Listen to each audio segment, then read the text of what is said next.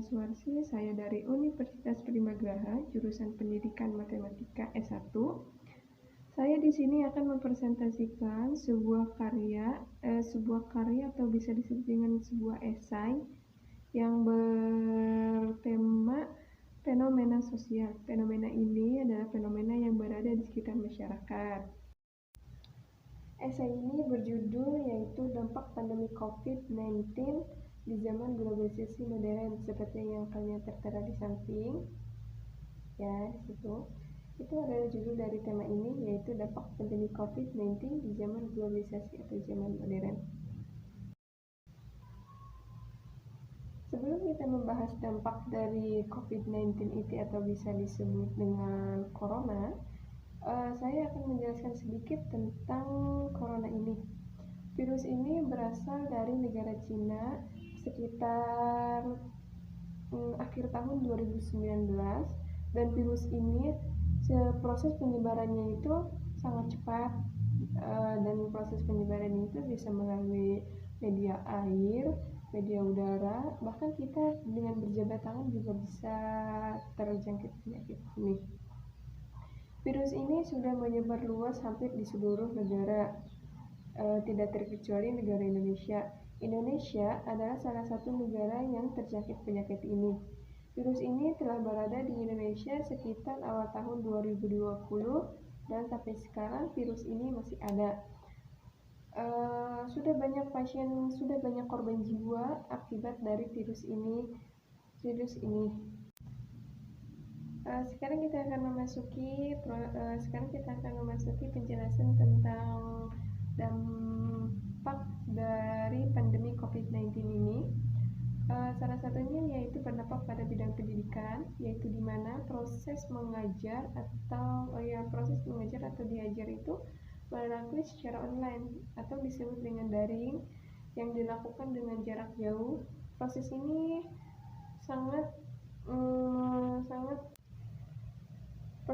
dilakukan ketika COVID-19 telah menyebar luas di negara Indonesia.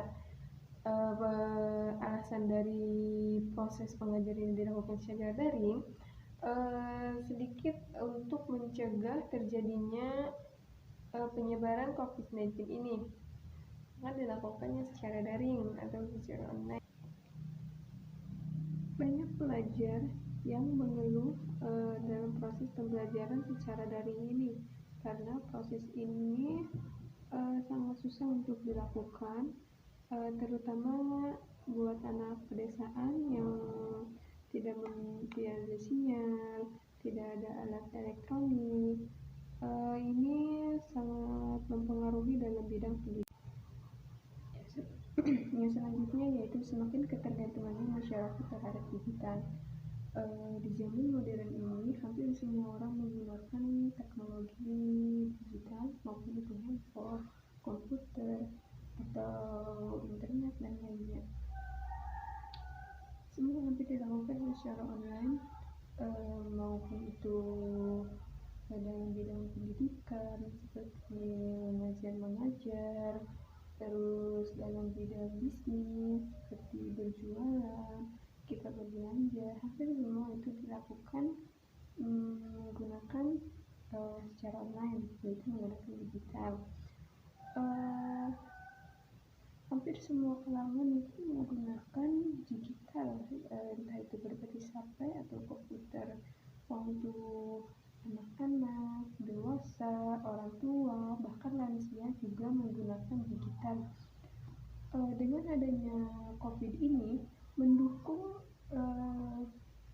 penggunaan digital itu menjadi semakin ketergantungan terhadap digital. Dengan diadakannya dilarang keluar rumah atau yang disebut lockdown, maka hampir semua orang itu menggunakan handphone untuk menghilangkan rasa jenuh di rumah karena larangan lockdown itu. Nah, makanya itu adanya pandemi COVID-19 ini berdampak sekali terhadap masyarakat dalam ketergantungan terhadap digital. Yang selanjutnya yaitu semakin tingginya pengangguran. Ya, di zaman modern ini semakin banyak orang yang berpengangguran karena adanya COVID-19 ini. Banyak karyawan yang diberhentikan dari pekerjaannya, banyak orang yang susah mencari pekerjaan. Maka dari itu, semenjak ada COVID ini, semakin tinggi pengangguran di Indonesia ini. Entah bagaimana masyarakat menjalankannya di zaman modern ini, mereka tidak memiliki penghasilan, tidak memiliki pekerjaan. Sedangkan di zaman sekarang itu adalah zaman modern yang semuanya itu dilakukan secara digital, semuanya dilakukan secara secara internet gitu. Dan kita itu yang terakhir yaitu persaingan pihak-pihak tertentu untuk menghasilkan sesuatu yang menarik. Sesuatu yang menarik ini contohnya seperti aplikasi yang bisa digunakan semua orang, yaitu digunakan oleh anak-anak, orang dewasa, orang tua, lansia. Segelintir pihak-pihak itu pasti mengambil kesempatan dari perkembangan zaman ini yang mayoritas masyarakat itu ketergantungan terhadap digital. Maka pihak-pihak itu mengambil inovasi atau mengambil sesuatu yang bisa diciptakan yang menarik, yang dapat mendukung adanya dilarang keluar rumah.